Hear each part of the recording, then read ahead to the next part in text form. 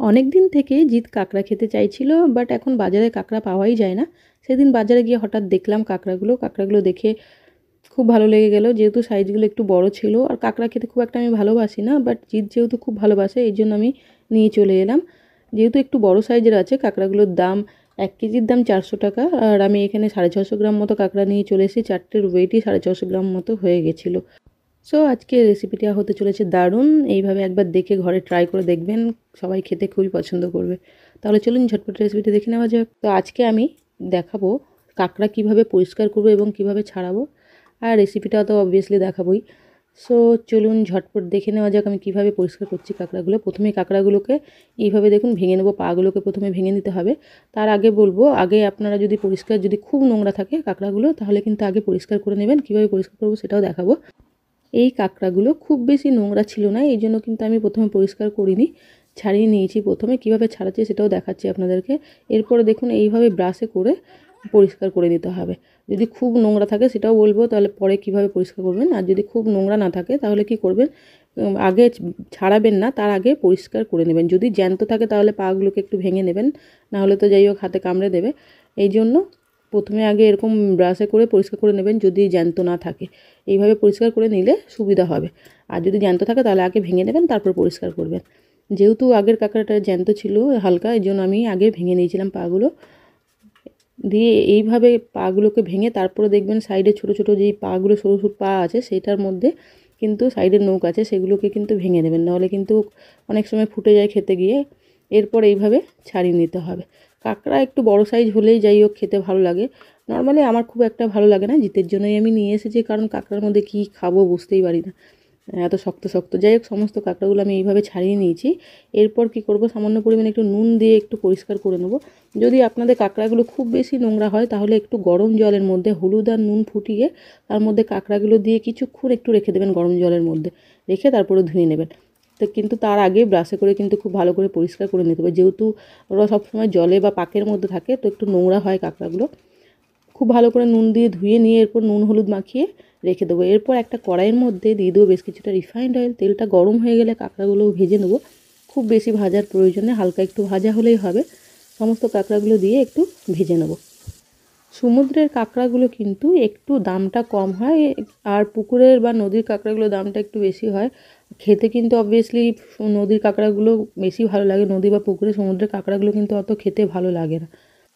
কাঁকড়াগুলো আমার ভেজে নেওয়া হয়ে গেছে, আমি একটা প্লেটের মধ্যে উঠিয়ে নিচ্ছি। এরপর ওই তেলের মধ্যে আমি অ্যাড করে দেবো 2টো শুকনো লঙ্কা দিয়ে দেবো, আর দিয়ে দেবো একটা তেজপাতা, আর বেশ কিছুটা গোটা জিরে ফোড়নে অ্যাড করব। ফোড়নটা একটু হয়ে এলে এখানে আমি পেঁয়াজ দিয়ে দেবো।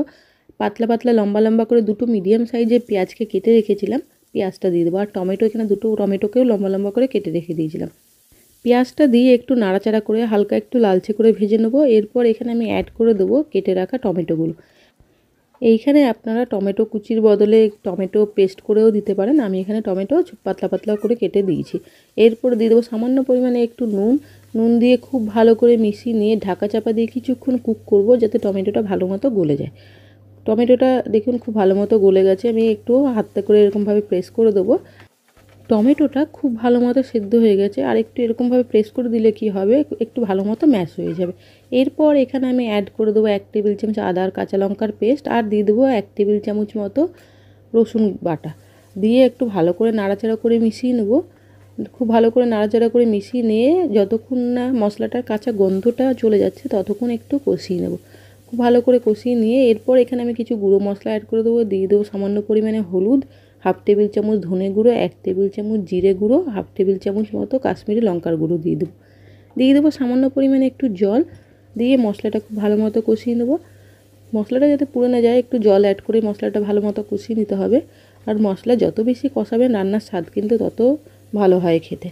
যখন দেখব মশলাটা খুব ভালো মতো কষানো হয়ে গেছে, সাইড দিয়ে তেল রিলিজ হয়ে যাচ্ছে, তখন এখানে আমি অ্যাড করে দেবো ভেজে রাখা কাঁকড়াগুলো দিয়ে কিন্তু মশলার সাথে খুব ভালো মতো 5 মিনিট লো ফ্লেমে কষাতে হবে, যাতে মশলার ফ্লেভারটা কাঁকড়ার মধ্যে খুব ভালো মতো ঢুকে যায়। হাতে সময় নিয়ে কিছুক্ষণ একটু নাড়াচাড়া করে খুব ভালো মতো কাঁকড়ার সঙ্গে মশলাটা কষিয়ে নেব।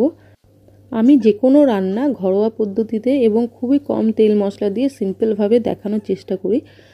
এখন যা মানুষের শরীরে রোগ, বেশি রিচ খাবার না খাওয়াই ভালো। যখন আমরা বিয়েবাড়ি বা কোনো রেস্টুরেন্টে খাই তখন তো অতিরিক্ত রিচ খাবার খাই, ঘরে একটু কম রিচ খাবার খাওয়াটাই বেশি ভালো।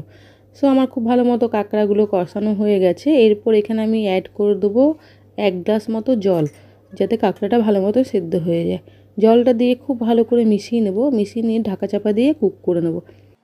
রান্নাটা কিন্তু একটু ধৈর্য ধরে হাতে সময় নিয়ে করবেন, তাহলে কিন্তু খেতে বেশ ভালো লাগবে।